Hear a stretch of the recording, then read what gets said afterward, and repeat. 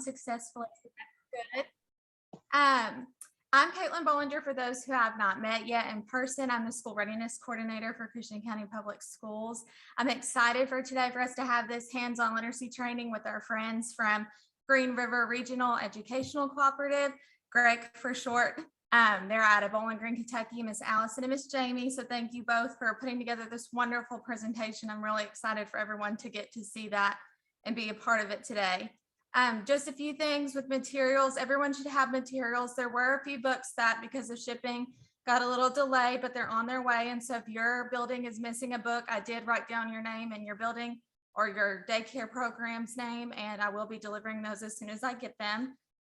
Freedom, your stuff is coming Thursday. And then just to remember some basic Zoom etiquette, let's all just mute our mics unless we're talking or sharing, and turn our cameras on, and I'll turn it over to Miss Walden and we'll go ahead and get started. Hi, good afternoon, everybody. I think I know most of you, but I know there's some folks joining us from daycare. So I'm going to take just a second to introduce myself. I'm Michelle Walden. I'm the elementary instructional supervisor for Christian County. I want to do just a couple quick housekeeping things with you. You do get paid for this afternoon for your time. So in the chat, I'm going to link the link for the F75 for 1.25 hours, because we'll be done at 4 o'clock today. And that's a total of $39.69.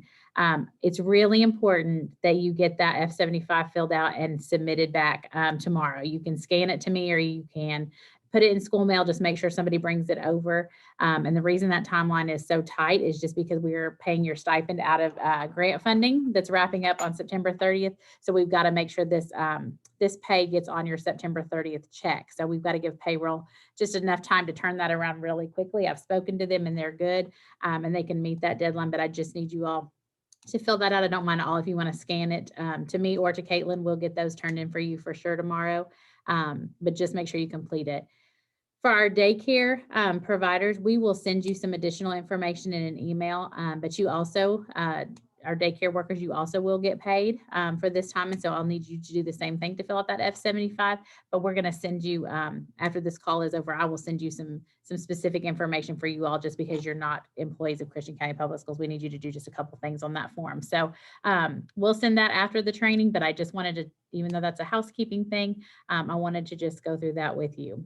All right, I'm going to turn it over. We're so excited to have Jamie and Allison with us. If you've never been in a training of theirs before, you are in for a treat, I promise you. Last year I had so much fun participating in the ECLA. I was at home doing all the little kits that you all were doing, and it was just, they are just fabulous presenters. So we're very lucky to have them with us.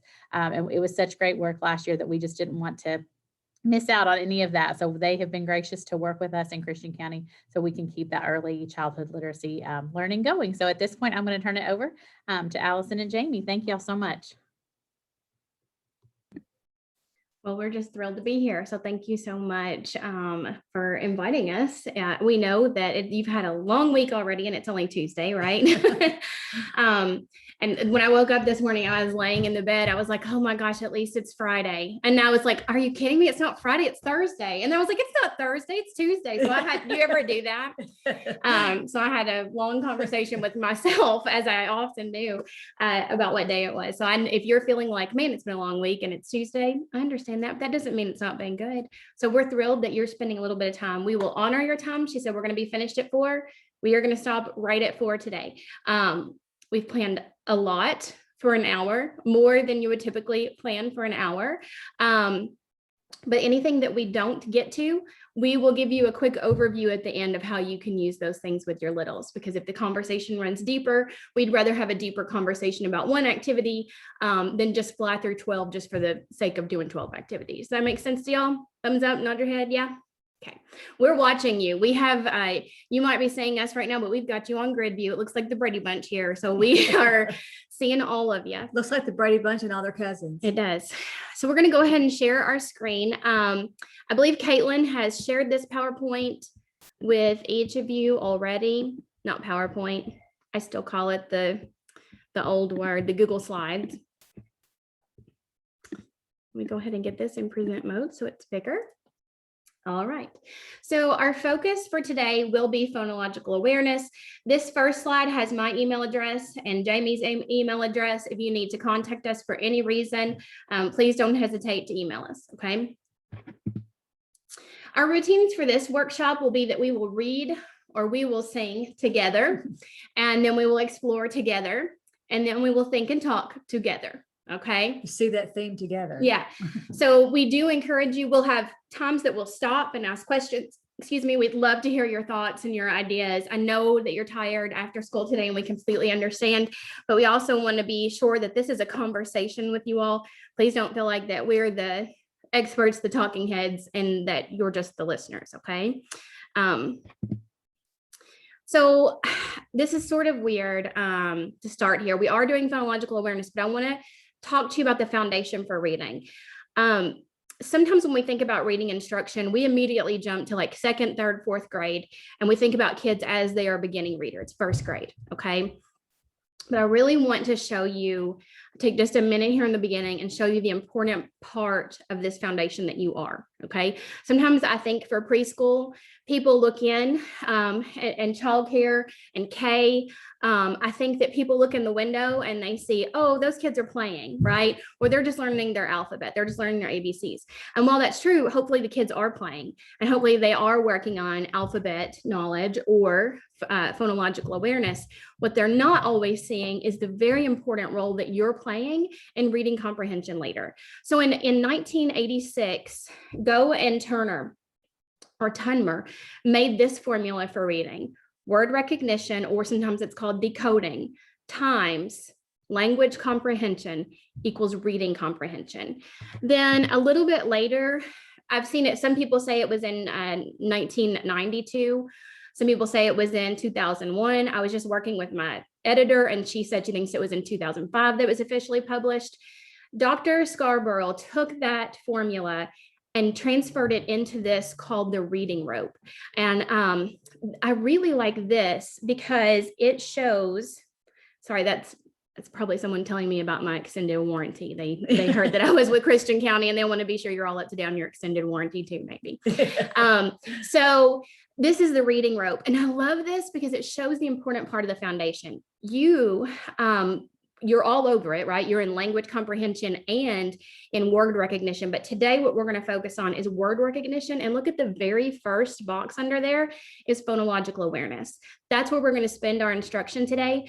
But you can see phonological awareness is one of those really important threads in that rope that if it's missing, it's really hard for children to develop good comprehension and skilled reading later.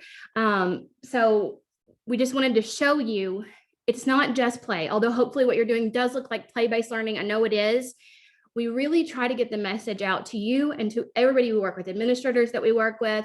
When we share things on social media, you are laying that foundation for skilled readers later.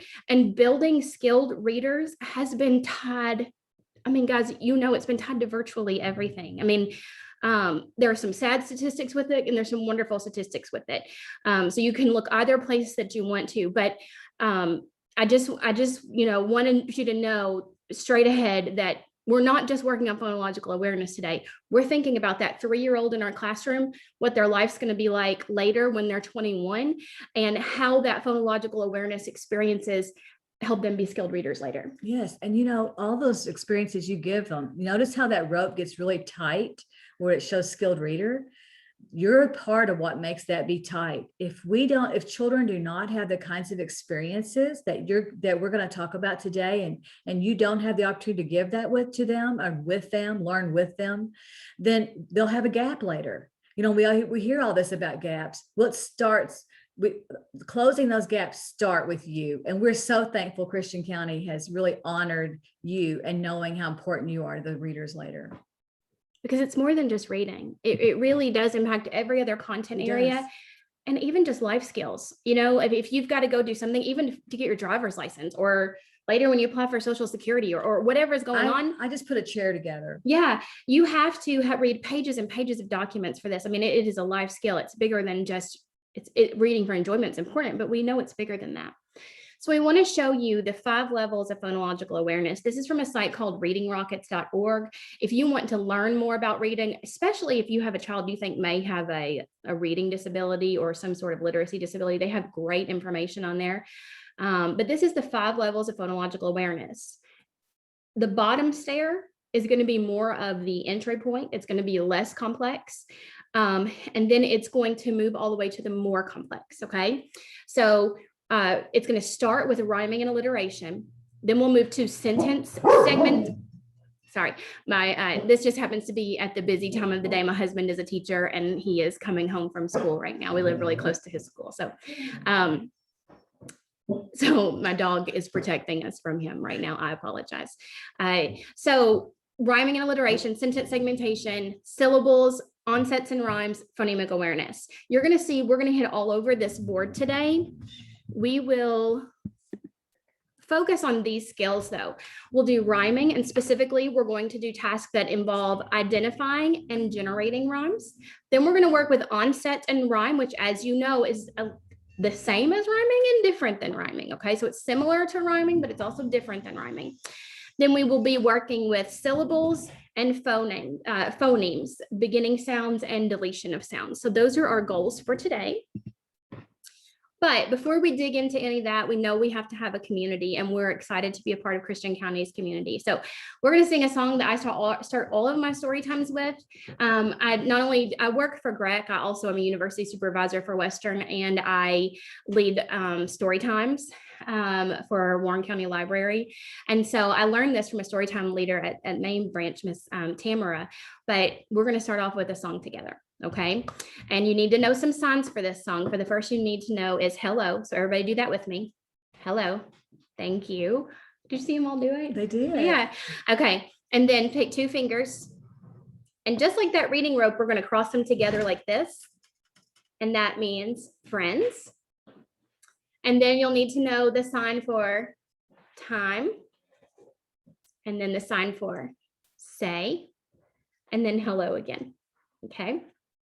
All right, are you ready? We're going to invite them to sing with us. Yes, we right? want you to sing with us. You can mic on for the singing, or you can leave your mic off. It's up to you. My husband would you like to join us in the singing? Okay. He's good without it. Okay. All right. Hello, friends. Hello, friends. Hello, friends.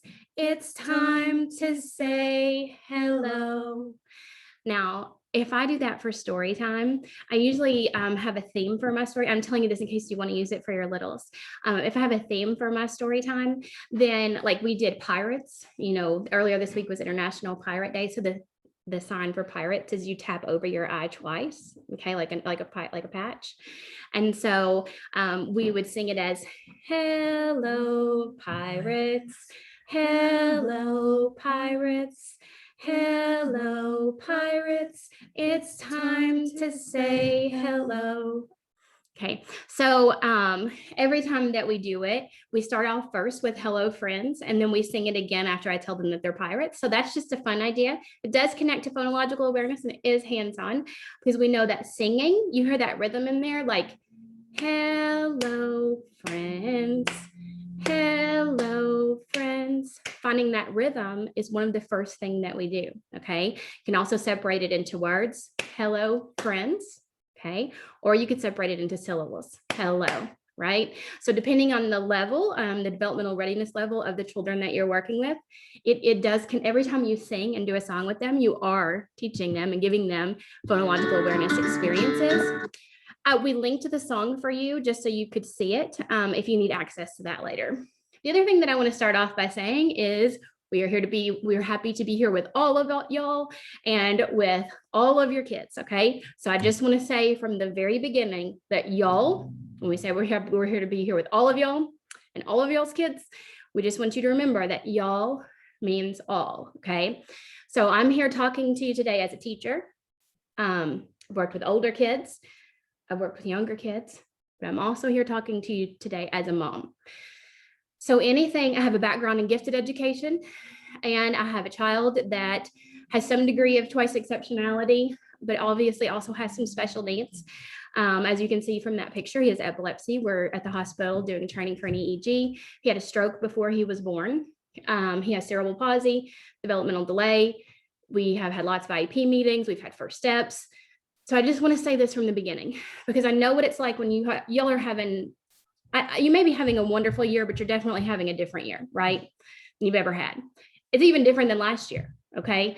So I understand if you are in this meeting today and you're feeling frustrated with something. As a matter of fact, I would be surprised if there isn't something you're not frustrated with, because even in a typical year, if we'd done this in 2019 at this time, you'd probably had something you're frustrated with. But I just want to, this is what I have to do as a mom and as a teacher. And so I want you to try this with me today. There will be things that we do in here today, this lesson, and you will have kids in your center or in your classroom that it's too easy for them, whatever this activity is that I share, okay? And you will have kids that it's too hard for them. They're developmentally not there yet. And that's okay.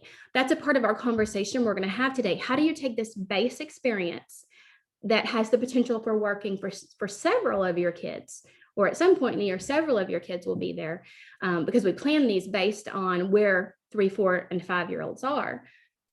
But instead of saying, oh, you know what, Joe can't do this, so I can't do this because this doesn't work for my child that's nonverbal, okay?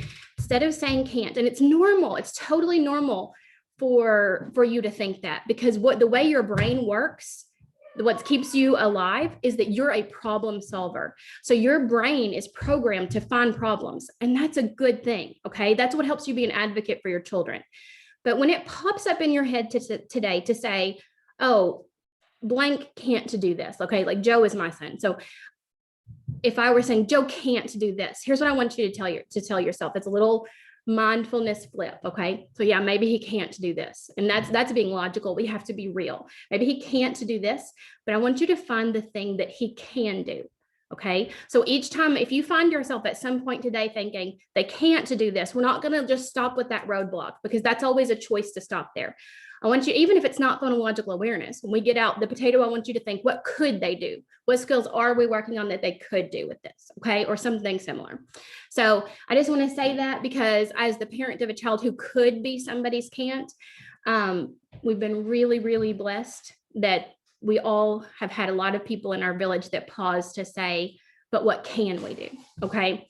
So I just want to say that just from the very beginning, because we're going to show you lessons and activities that will work for many of your children, but we're also real enough to know it's going to be too easy for some of your children and too hard for some of your children. So let's also problem solve and think through that as we work together. You are your expert on the children that you're serving, okay?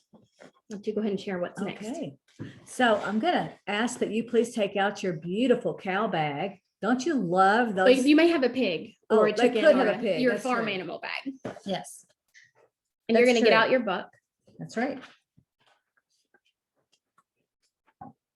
We'll pull it up out of our bag. You can tell that we worked with kids a lot. We like to emulate exactly what you're gonna do. I guess we always model that. We should say that, because if we just think about that, we always do that with our students. Yeah, this entire training will be modeled. Absolutely. Yeah.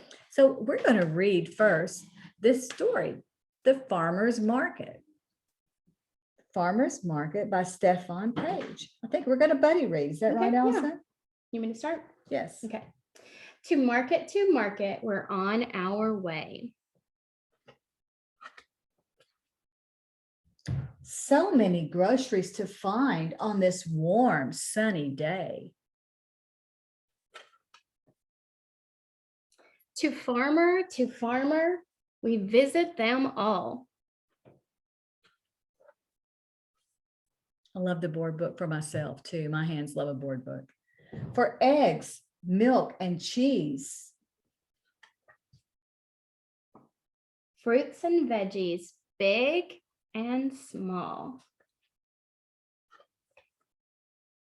Home again with, can see, with baskets full. Take a look. We unpack and unload and get ready to cook. To kitchen, we chop, stew, and bake. Our feast is almost ready. Daddy ices the cake. I like that Daddy did the cake. Mhm. To table, it's time to dig in. It's been such a great day. Let's go to the market again. All right. So I hope you enjoyed that book. We thought that was a really fun book on the farmer's market that's timely for right now when we have a lot of fall harvest going on.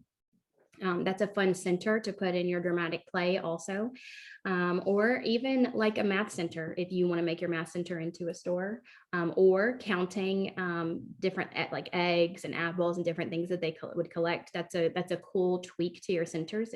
We've done some trainings where we do a farmer's market themed center. So both dramatic play, science, math, it's going to have great ties in there too. Writing. Yeah, writing, absolutely. So, but let's focus on phonological awareness today. If you would look through your book, if you have one with you, and if not, if you could just think back to the words you heard us say aloud. And I would like to hear from a couple of people about some rhyming pairs that you heard in that book.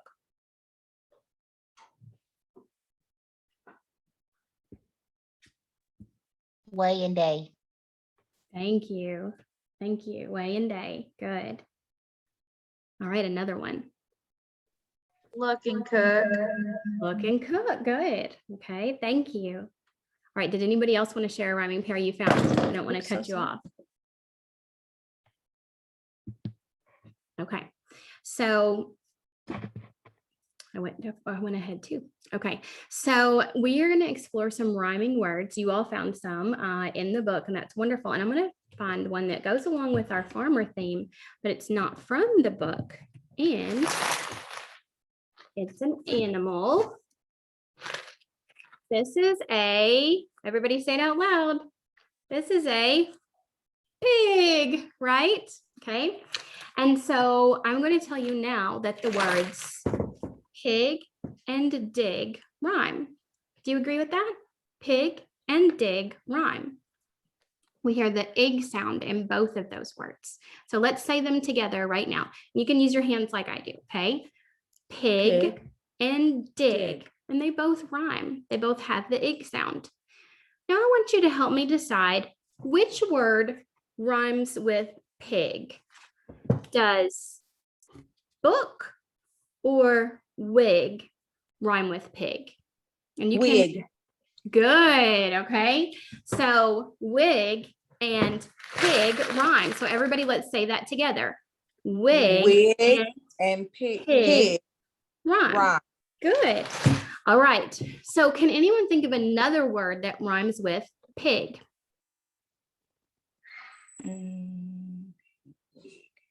Fig. Big. Fig. I love figs. I do too. Fig Newtons, right? Fig and I think I heard big also. Big. Big. Good. All right. Now, did you know that we can make words rhyme that are called nonsensical words? So when kids are learning to rhyme, we also want to explore and share with them nonsense words. Okay. So an example of that, if I was teaching nonsensical words to kids, I would say, all right, kids, I'm going to tell you some silly words. Okay. And so the first one is pig and mig rhyme. So repeat that with me. Pig and mig. Okay. Rhyme. And we still hear that ig sound. Okay. So let me ask you this question. Do pig and blig rhyme? No. So let's listen to that again. Okay. Pig and blig. Do you hear the ig sound in both words? Yes. Yes. So do they rhyme? Yes. Yes. Okay. Can someone think of a nonsense word that's not a real word, just a made up word that rhymes with pig? I made up blig. Jamie, can you think of a nonsense word that rhymes with pig? Yes. Pig. Oh, we heard one. What was that one? Pig. Pig. Pig. Pig would be a nonsense word. Yes, That's good. Absolutely. Yeah. Okay. So I would do lots of examples. The other thing that I would do is non-examples with them. So I would say, can somebody tell me a word that does not, like I shared with you, book does not rhyme with pig? Can somebody share a word that does not rhyme with pig? Cow. Cow, Cow. right? So they're both farm animals. So that could be confusing to littles, right? Because they're going to see that connection. Okay. But pig and cow do not rhyme. No. Okay. And it's important to do those knots. Sometimes, especially when we've been in a pattern for a while, the knots are really hard to come up with. Yeah. So the pattern that I used on that is similar to the Haggerty pattern. Our preschool teachers that are going to do Haggerty training, you'll hear that I gave you the first model. I said pig and dig rhyme. Okay. And then I gave you basically a multiple choice. I said do wig and book rhyme. I also showed you real physical examples. You didn't have to pull those from your imagination. So do you see how I scaffolded that? Okay. So I started off by just telling you, all right, teaching you, giving you a model. Then I gave you physical things to choose from. And on the third one, I had you generate your own. Okay. There were no physical models for that one. So we're going to explore hot potato together. And I know some of you are, we've just realized that some of you don't have, you're the only one from your school. Okay. And you don't have anyone with you. You have a So partner in your room. if you have a partner in your room, like a child in your room right now, or you have a friend that's in your room with you right now, definitely grab them for this next activity because it will be more fun. If you don't have a partner with you, then you can play hot potato by yourself. You can certainly do that. Okay. Just like you buddy read to yourself, you just have your potato. So you need to get your potato out of your bag. If you have not already. Says to get in groups of 2 or 4. Obviously, if you are totally alone, that's okay. You're just going to be tossing and catching You alone. can toss it yourself. Yeah. So I want you all to put your listening ears on, put your cat ears on, okay?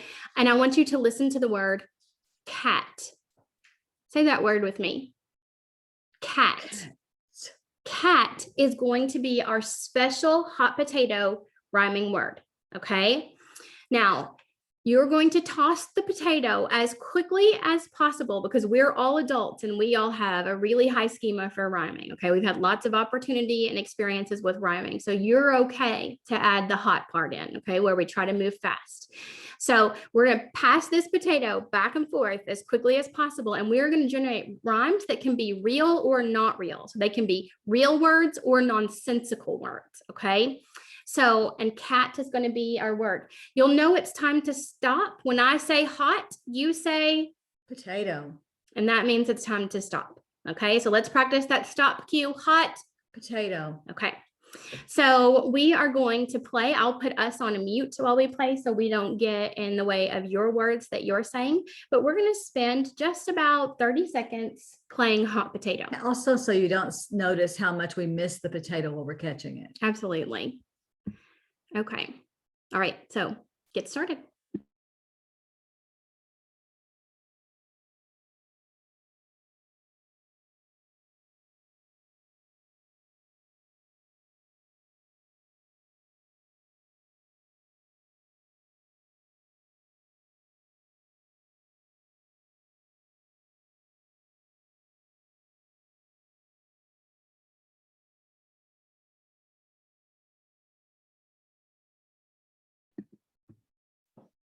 They're still playing. Look at them play. They're Yeah. doing well. So we turn it on and say hot potato. It's on. Oh, hot Potato. All right, let's try again. Hot, potato. hot, Potato. hot. Potato. All right. Hopefully that gave you time to stop. Look at their smiles. Look at their smiles. Did anybody miss the potato? Anybody drop the potato? We dropped the potato a lot when we were practicing for this. Now, I also have to ask if anybody is from the 80s, 90s generation, or maybe you did it too. And you used to do this as a kid and make hot potatoes where you take these big bags of stuffing and pantyhose and make hot potatoes out. And did anybody else do that? No, I was the only weird family that did it. You don't know how many people recently I have asked, did you make okay, I have to tell y'all something real quick.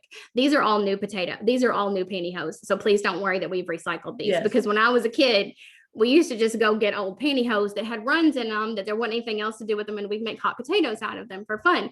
But I have since learned something I thought was normal that every child did is not something that every child did. So I have a student worker that is a freshman in college, and she's the one, she's not my student worker, she's Greg's student worker, but she volunteered to help us with this.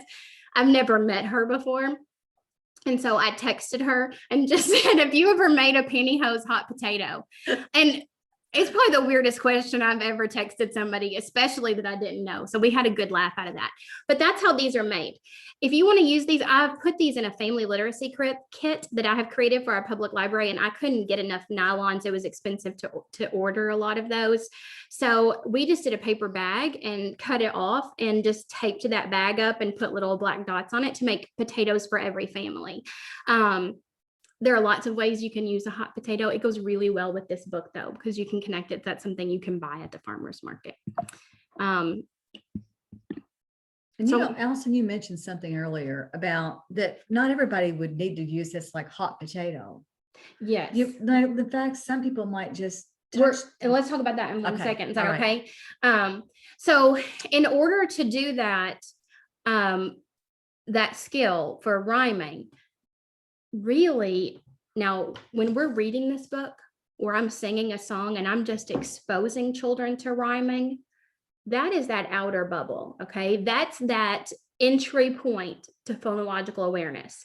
Even when they're identifying it, still on the more entry point. But when I ask them to generate that, really to be able to generate most rhymes, not all rhymes, but most rhymes, you have to understand something called onset and rhyme. And if you look at that pyramid right there, the top of that pyramid is the more advanced level of phonological awareness. So to generate or make up, that's what that means, to make up your own rhyme, you have to be near the top of that potato, or not potato, holy pyramid. Pyramid, another P word, right? So you have to be at the top of that pyramid. So what I'm saying is your kids are going to enjoy listening to nursery rhymes and songs. Okay. Even the songs they hear on the radio that are not nursery rhymes, a lot of those are going to rhyme, right? That's what makes they have rhythm and they have rhyme. They're going to be working on phonological awareness long before they're able to identify and long before that. And this is what you were getting to, long before they're ready to generate them. Mhm. Generate them is pretty challenging. So in order to generate one, you kind of have to have a grasp of something called onset and rhyme. And I want you to look at how rhyme is spelled there and notice that it's spelled differently than rhyme, like rhyming words. That's because onset and rhyme is different, okay? Onset is the initial consonant, okay? So not A, E, I, O, or U, because that's the vowel. It's the initial consonant or consonant blend. So an example of a blend would be like FL in the word flat, okay? And that's the onset, that's the beginning part. The rhyme is gonna start with the vowel, okay? So let's look at that word cat that we started with. Everybody say the word cat. Cat. Okay, all right.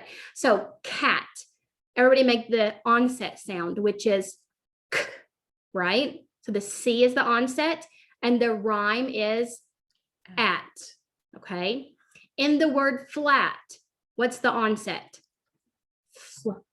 Right? And the rhyme is at, okay? In the word splat, the onset is and the rhyme is at. You'll notice the rhyme stayed the same in all of those words. Cat, flat, splat. The rhyme for every one of those words, for each of those words is what? At. Okay, they're at pattern words. Remember the rhyme is going to start with the vowel, okay? Each syllable of a word has an onset and a rhyme, okay? So I share that with you because when you start working with young children on rhyming, and especially as you move into onset and rhyme, you're going to want to start with one syllable words, okay? Consonant, vowel, consonant, and pick a rhyme pattern that you like at, right? Or og, okay? And stick with that, okay?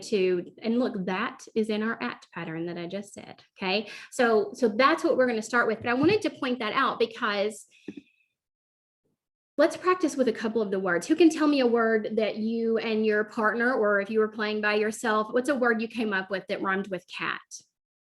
Just call it out. Fat. Fat. Okay. You did that one too. She told me she didn't like fat. I said I did not like that. I did not like you shouting that word at me.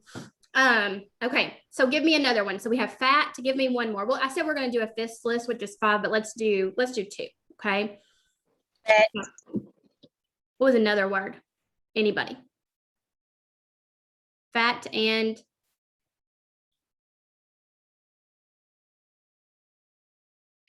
Bat. bat. Yeah. B. Bat. Oh, bat. Perfect for Halloween, right? Did you see my bat wings came out? I do. We go out at night at dusk, and we live kind of out, and we look at bats a lot. Okay, so bat. That's your bonus information for the day.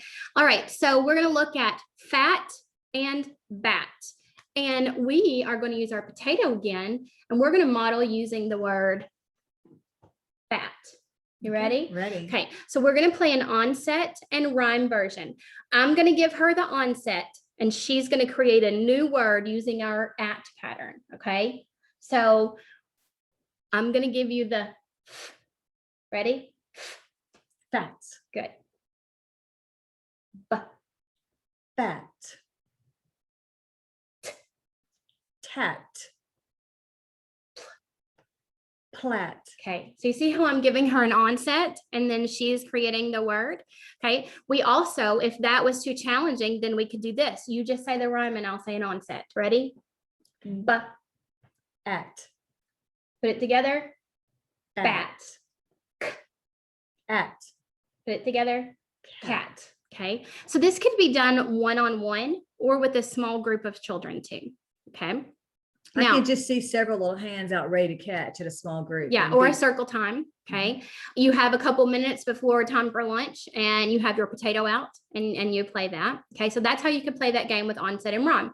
But remember, onset and rhyme is more near the top of that period. The only thing that's above that is phoneme. Okay. So that's how, and I also use the words that you all generated. I think if possible, using the words that the kids generate will make it more meaningful to them. You know, and I know a lot of you in childcare find yourself in the afternoons and you've got multi-age kids in there that you have. So that, you know, like a rhyming book and you could go all the way up to syllables. Absolutely. And you could work a little bit with the onset and rhyme and then move on up. And it really is good listening for all the children. Yeah. So if you have older kids, you might have 8-year-olds or 9-year-olds there in your after school program. So And that's that's just kind of nice to do. Right. And we've both taught up into intermediate grades.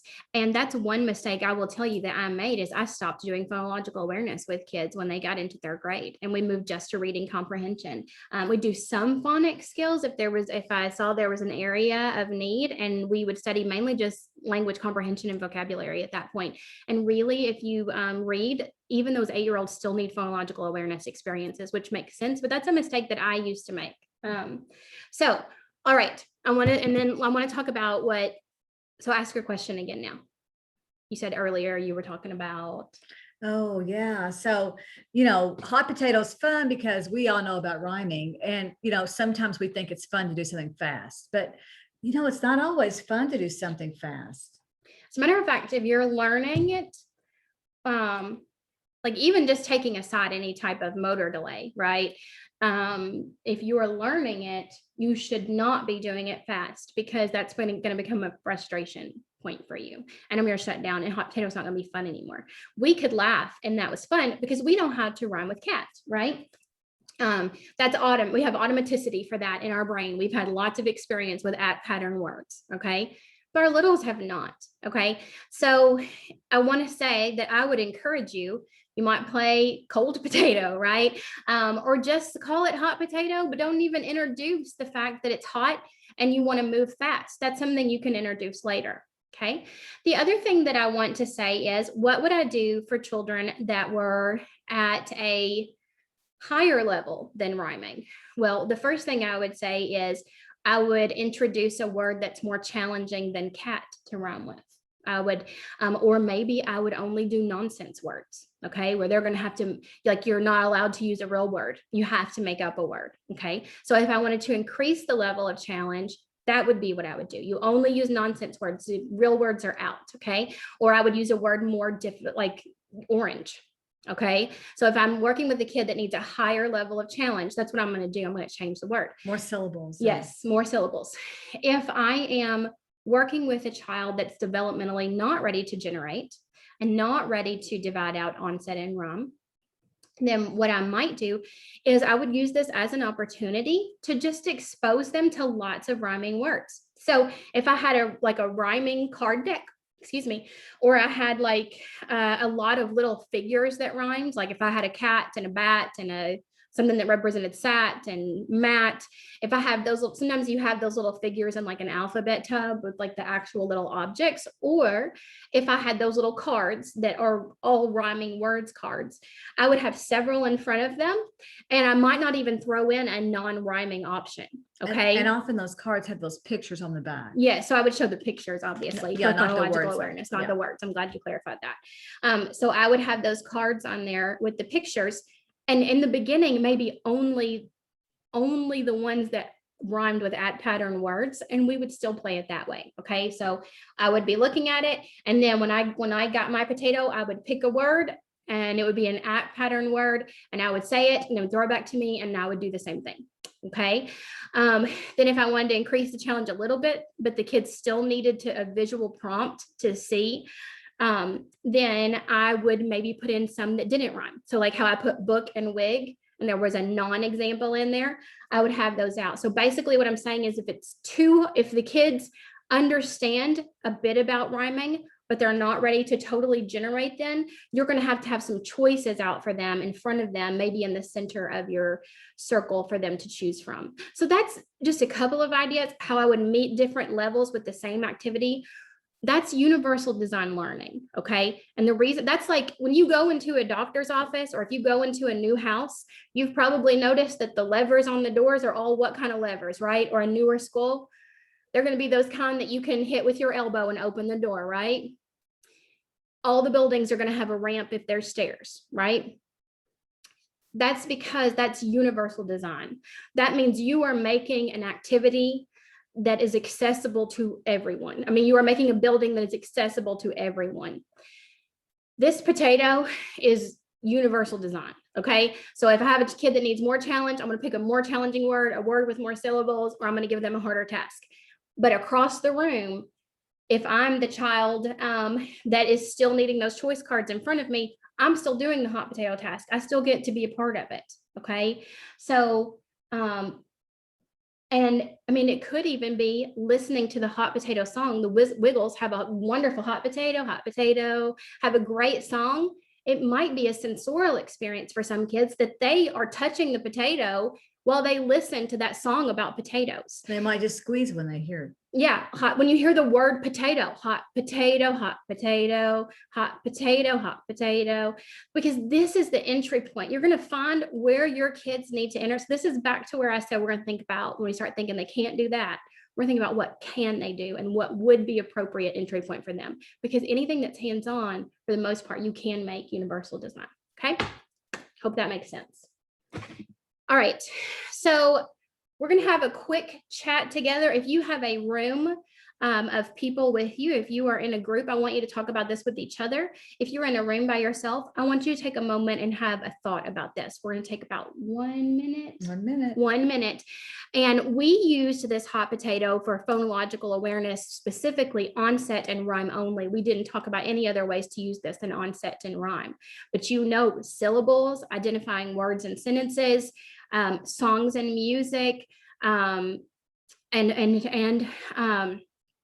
phonemic awareness are all also a part of phonological awareness. So I want you to think about not rhyming, because we've already talked about rhyming and onset.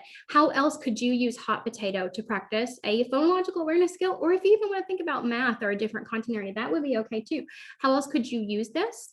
We've linked in the standards. There's K standards and early childhood standards there. You may look at that also. So we're going to give you, let's do 2 minutes since there's 2 things on here. And you can pick whichever question you'd like and go ahead and explore that. We're going to set a timer, talk to each other, or have a think to yourself, how else might you use hot potato and farmer's market? So we're going to start that timer now.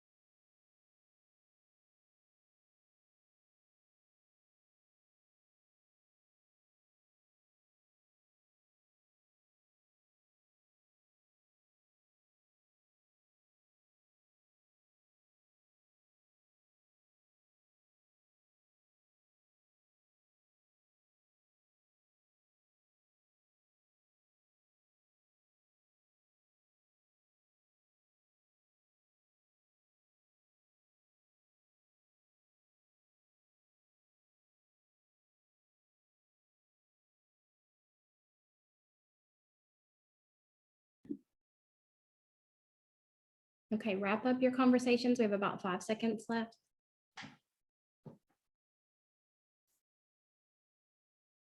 All right, so the timer has gone off and we are really trying to keep track of your time so that we really stop right at 4 today. I would love to hear a couple of ideas. It can be about question 1 or 2, either if you align this activity to standards or if you came up with other ideas. And I saw in the chat box where somebody wrote math, so that's cool that you were thinking of how to use it to math. And then somebody also said that they sing that welcome song, hello song at Christian County Public Library. I'm not surprised, you have a wonderful library. So I would love to hear from you. How else would you use this, or which standards did you notice it identified, whatever your group talked about?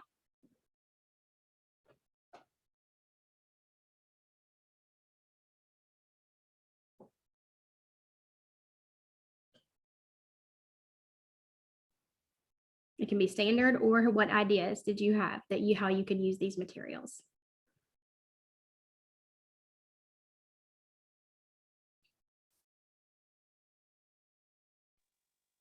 You could use it for letter recognition and the letter sounds. Absolutely. Yes, Talking about absolutely. the people's Yeah. potato. What a- Um, I said, what a good idea to use it for letter recognition and letter sounds. Like are you thinking like you would give them like a sound and then they would toss it back and forth and name all of the words that started with that sound? uh-huh. I love that idea. And you know what, when I did this at the library, my children that I was working with that day, I would say the oldest child was 3. You agree with that? Yes. I think the oldest child in there that day was 3. I had a lot of 2-year-olds and a few 3-year-olds. Some barely walking. Even. Mm-hmm. And so we did change the activity to not be rhyming. We changed it to be initial sound also. Love that idea. Did anyone have another idea?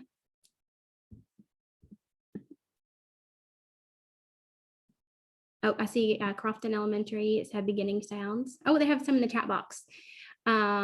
Using dots and different types of objects for counting. Mhm. Yeah. Yeah, you could have your dots on your potato. Yeah, you that could have your way. dots on your potato. That's a good idea. All right. Well, thank you for sharing those ideas. If you have more ideas that you think of later or you want to share, please put those in the chat box and we will stop and take a look at those. So if you have your bag with you today and you are someone that likes to touch and play along, then I will tell you this little barn, I put it together today. I thought it was going to go together like a McDonald's box and have like little cuts that I would tuck flaps in, but I did have to use tape to get this together. I did have to tape the sides together. So I just wanted you to know that. This is a little barn that we thought you could carry with you outside, or if you're working small groups with kids, that the animals that we're going to use. And then you have this tube of animals, and then you have a little frog that's just loose in your bag. Okay. So the animals that we are going to use today, we have to tell you a really funny story about the frogs. So we were putting your bags together. Oh yeah. This is hilarious. This is the best story ever. And your 50 bags were out, and let's tell them where they were. In my garage and in my driveway, and it was almost dark. We put them all we had Mom. Did you know that this is my mom? We work together, but that's why this is mom and daughter. Okay. This is why we can be really close to each other and not be uncomfortable, is that we are mom and daughter. And we had Nick, my stepdad, we had my boys out there. We had the whole family out there putting your bags together. And we're out there, and each person has a job because there's lots of bags to assemble. And so while we're doing it, Elijah's helping my 15-year-old, and he's putting the frogs in, and we're one frog short. And I yell out to Allison, we're one frog short. She goes to the car to pull out a frog.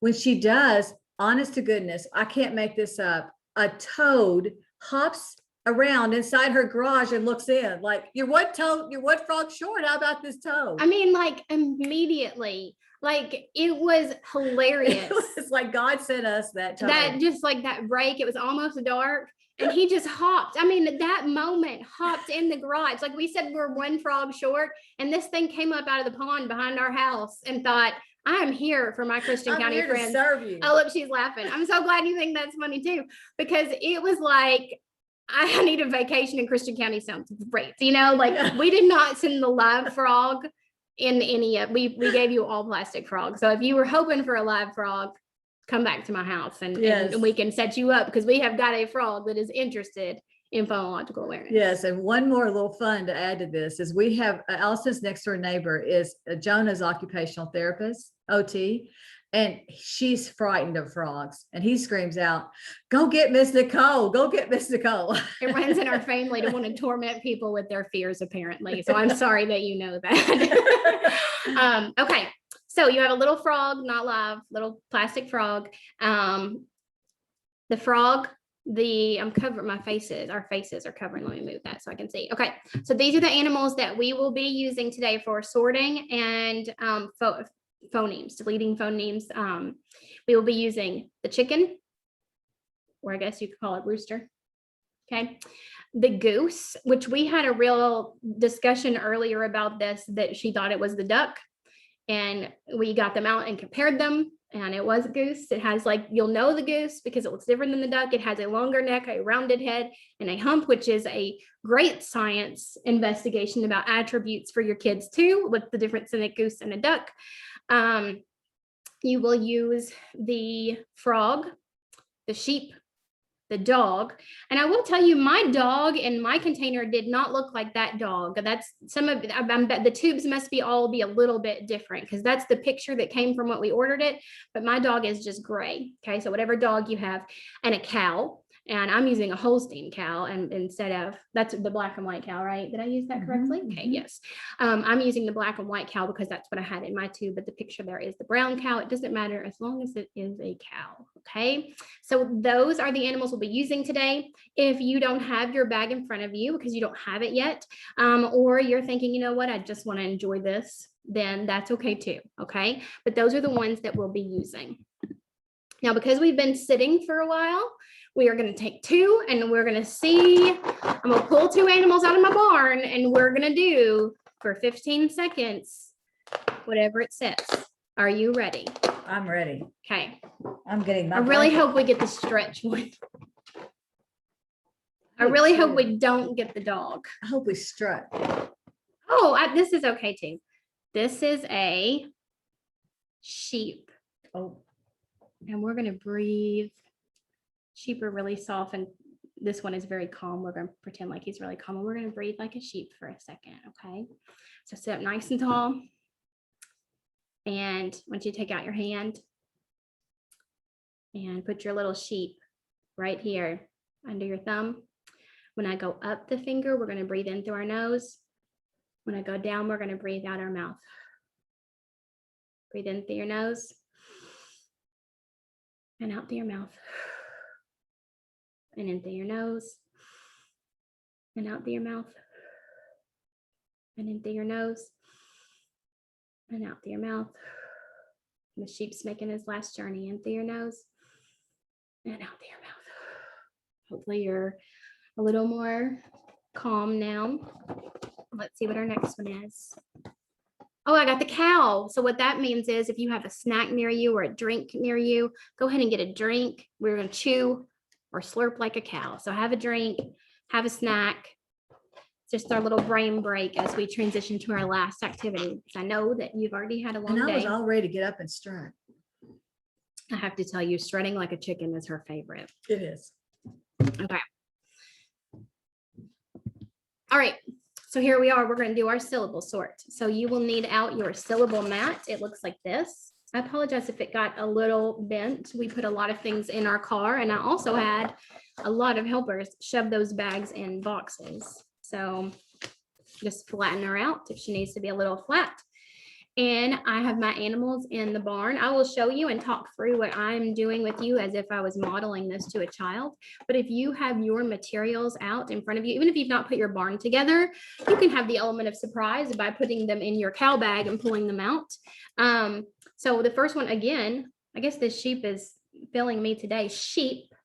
I'm going to sort this one. Sheep is one syllable. So I'm going to put it on the one syllable side of my mat. Okay, that might be backwards for you, but maybe you can see it. You want to pull the next one?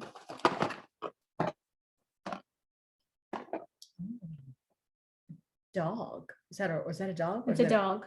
It's not a coyote. Okay. Kind of looks like a coyote, Kind of but does. that would be a lot. That would be more syllables That's than I have fine. here. There we go. No, I did it on On purpose. purpose to Yeah. show it. Mhm. There you go. You can see it. Dog. She thought our computer was. I thought, oh falling. my.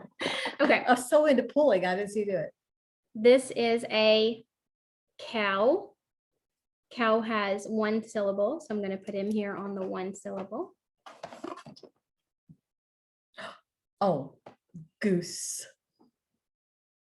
You know, goose goose. is a long word, But it's but it's one, still one. just sound. one syllable. Yeah, goose, Goose. goose. Yeah.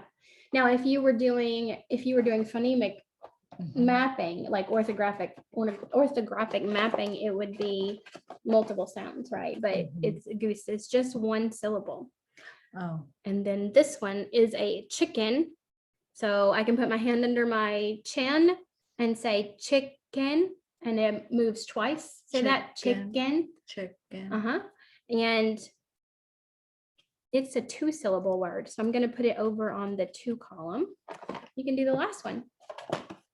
Oh, my favorite, frog. One. 1 syllable. Okay, so that's how I'm going to introduce these animals to kids, just to make sure we all know the names of the animals. The Because other- this could have been a toad. Right. So we're just agreeing right now. We use the syllable sort to just sort of introduce the names to be sure we're all calling it the same things.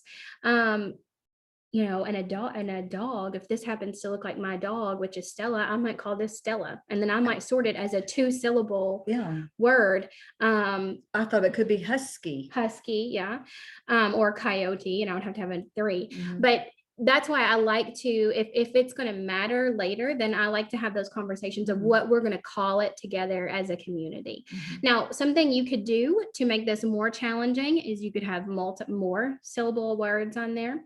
And so you would add a 3rd column to your chart. This can also be a fun thing to put in a center for kids once you have, I think it could go in a reading center.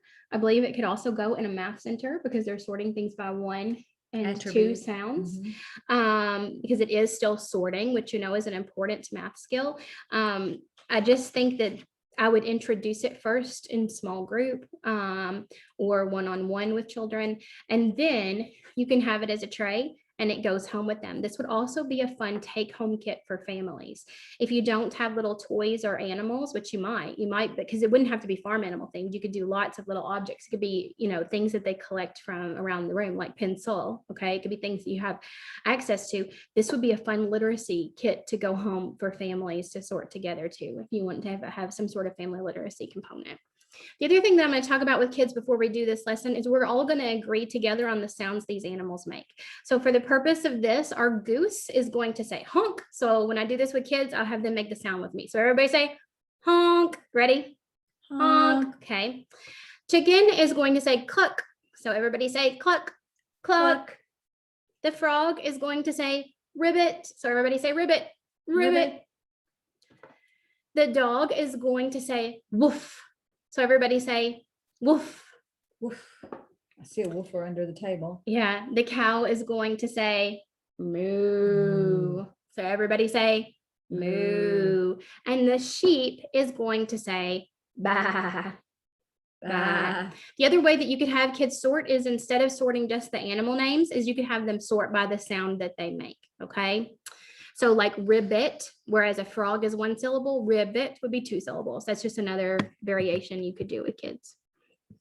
All right, so we're gonna play a game now. I'm gonna put all my sounds back I'm gonna put all my animals back in the barn. I'm gonna move my syllable sort page. We're done with that, but I'm gonna use the same animals. And I'm gonna show you a game that I play with kids, and it's called the mystery sound game. And it's gonna be similar to your idea for hot potato. Okay, so I'm going to tell you that in my barn, I have an animal who makes a sound that who makes a noise that begins with this sound. Can you say that sound with me? Which animal that's in my barn makes the sound? Everybody, it's show me the animal that makes that sound. Hold it up to your screen. On the count of three. 1, 2, 3. It's the cow. The cow makes that sound. Okay. All right. So I'm going to do one more. I'll let you do this one. Oh, great. Let's see.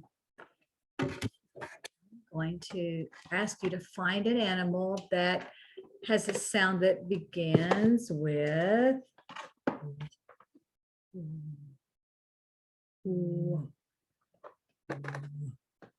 On the count of three, let's call that animal out or show it to us in your camera. 1, 2, 3. It's a Dog. dog. And a It's dog wolf. says Woof.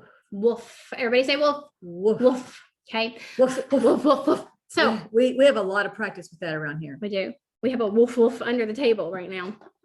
Okay. So, I mean, not a wolf, not a wolf. Yes. Yes. It's a yes. dog. Yeah. I would be more animated if I had a wolf under the table. Okay. Look at that. That's interesting. Okay. So we are going to move forward and I'm going to show you the harder version of this game. Okay. So that was the entry point with beginning sound. Mhm. And we're going to play it now as a deleted phoneme sounds, which deleting sounds is one of the trickier things that you could do. So this time I'm going to tell you, I have an animal in my barn. And this animal makes a silly sound. He doesn't say the first sound. Mm. Okay. So he says, ooh. Well, that kind of sounds like the noise a ghost makes, It does. but it's not a ghost. Okay. Which animal in my barn makes a sound, ooh, if the first sound is missing? Mm. What do you think? See what they think. Can you show me in your camera? Or just say it in your camera? What animal makes a ooh sound if the first, oh, I see Oh, it. I see people. saying, Okay, you were right. It's a cow. So tell me what sound was missing. I said, ooh, you say the sound that's missing. So let's put it together. Moo. Got it? Okay, so she's gonna lead this one, the second example of this. Okay, let's see.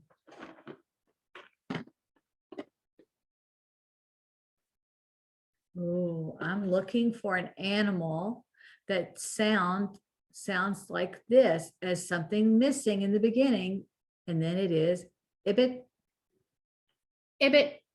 ibit. What silly animal sound Oh, would be ibit? Did you ibit. see it? I Did you see somebody say it? Yes, Yes. absolutely. So the sound that's missing this time is, it's the F and the R sound together. Well, Oh, no, it's the R. she's turning into a frog. Sorry, guys, I've officially hit my almost 4 o'clock snack time. Okay, so it is the missing R. Okay, all right, wrong onset for the wrong. All You were right, doing frog instead of I was doing ribbit. frog instead of ribbit. It happens to the best of us. All right.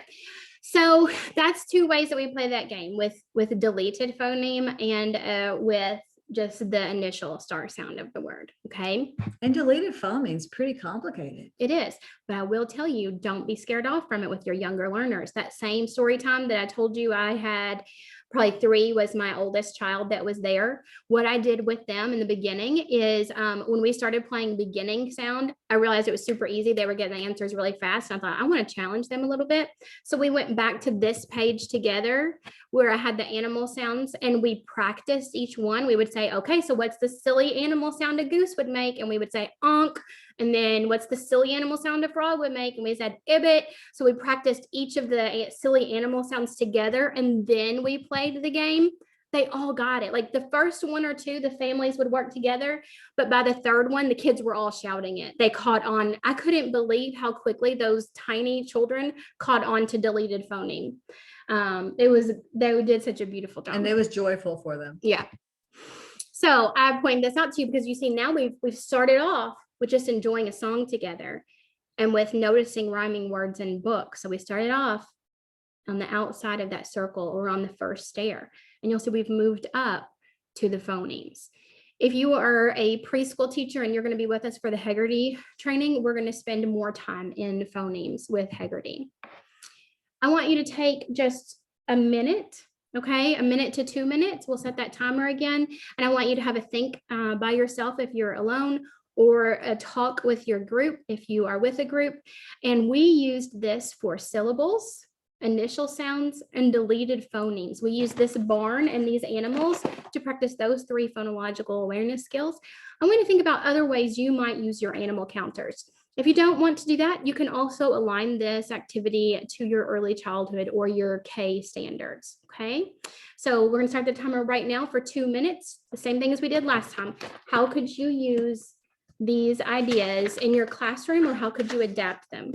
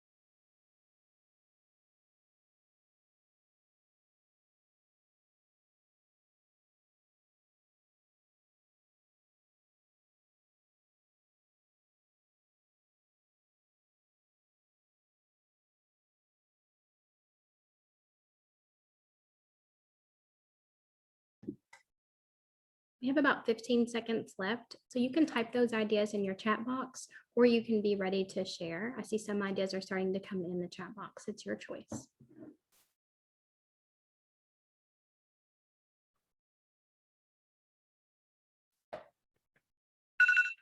Okay, so I see that.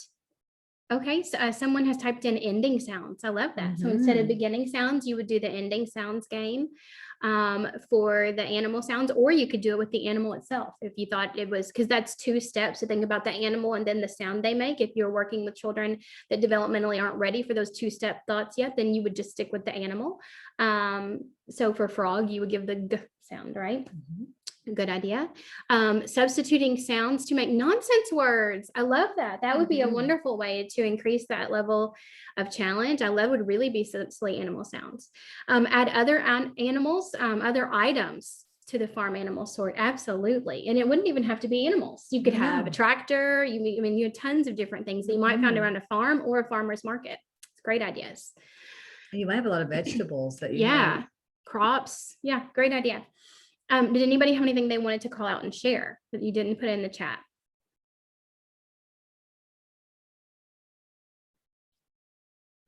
Okay, I understand. Thank you so much for sharing those ideas in the chat. You know what, I can see that by how much you shared with us is that you love to interact with your children. And, you know, that's one reason why our children love these kinds of activities, because you're interacting with them and giving them feedback immediately. Right. And they want our attention and we want their attention. And we've actually begun to call this hands-on literacy, because we have hands-on math, we have hands-on science, we have hands-on STEAM. I've written 2 STEAM books, one on innovation and one on STEAM. I'm actually writing a hands-on literacy book right now, because we just want to remember that we always need to have things that are hands-on and minds-on. So this segues into this. This is something we've sort of hit home, but I wanted this, every one of these slides that I did not create, link to the original source so you can get more information, or I included the website. If you want to, speaking of differentiation and thinking of can instead of can't, right? When that can't pops up in our mind, think of what can they do. This is the spectrum to help you think about that, okay? It's going to always or not always, but most of the time be easier for children to do things through receptive language. An example of that would be when I said, this, here's the example, it says car and star rhyme. Do car and mat rhyme? So again, I'm giving them all the choices and they just have to tell me yes or no, okay? It's gonna be more difficult to say what rhymes with car, because then they have to think through everything, that every word that they know, find it and speak it back out to you. Okay. The other thing to remember is it's going to be easier for children if you have actual objects. If you really have a pig and a wig to show them, or you really have a, you know, a cow and a goose to show them. Okay. The real object. The little bit harder version of that is going to be picture cards. Okay, like those rhyming picture cards we mentioned. The most abstract and the most challenging version is going to be when there's no prompt. There's no tactile animal that they can actually touch, no toy there, and also no picture card, and they just have to do it from what they know inside their head. That's going to be the most difficult. Okay, so I just wanted to share that with you as you were thinking about how to adapt these for your children. That's one way to make it more easy or less easy. And you can see I accidentally clicked that link. It will take you to that original presentation. This is just for your reference later. This is a typical timeline of when some of these skills are taught and when some of these skills are developed. So we're going to go ahead and close out. We have just a couple of minutes. I know that you guys, a lot of you, if you've done trainings with me before, you have Breathe Like a Bear. She has a newer book out called Peaceful Like a Panda. I know that you have a lot going on right now. And so mindfulness things that rhyme or have rhythm are something else you can do to encourage phonological awareness. So we're going to do this right now, okay? Sometimes things can feel kind of crazy, especially when you have to go in lots of different places. Maybe you have to be in the car, the bus, or the train, and that's a lot. Even when it's busy around you, you can take a little rest. Put both hands over your heart. Close your eyes or look down at your lap. Take a long breath in. Let it out. Say, I can rest. I can rest. Take a long breath in. Let it all the way out. Say, I can rest. I can rest. Last one, take a long breath in. Let it all the way out. Say, I can rest. I can rest. Okay. We wanted to end with that because, again, that is phonological awareness. We separated things into words. I can rest because we wanted you to remember that you've had a long day, long week already, maybe, and you deserve some rest. Okay. It's only through rest that we are rejuvenated and ready to begin teaching these concepts to our littles. Our next meeting will be on October 21st. You will have a blue bag full of goodies for that one, and it's going to be, the topic will be writing. If you have any questions, please feel free to email us. We would love for everyone to, or anyone that wants to type something in the chat box if you have a question, or if you have something you want to share how you might use these materials, please put that in the chat. We'd love to read through it, and feel free to mic on if you have questions also. Yeah. So we will be on here. It is 3:59. We did our best to end right at 4. We are here. Add your thoughts or mic on and have a chat with us. Thank you for sharing your time with us. Thank you. Thank you all so much. Like I said earlier at the beginning, just a reminder, please make sure you get those F-75s in tomorrow. I know that's a quick turnaround, but I do want y'all to be paid for your time. So just make yourself a note. Like I said, you can email those to either me or Caitlin, and we will get those turned in for you. And Allison and Jamie, thank you all so much. You always are just such great presenters and really give us things that I know we can immediately take back into the classroom and use. So thank you all very much. And like they said, they'll stick around. So that is all we have. Caitlin, do you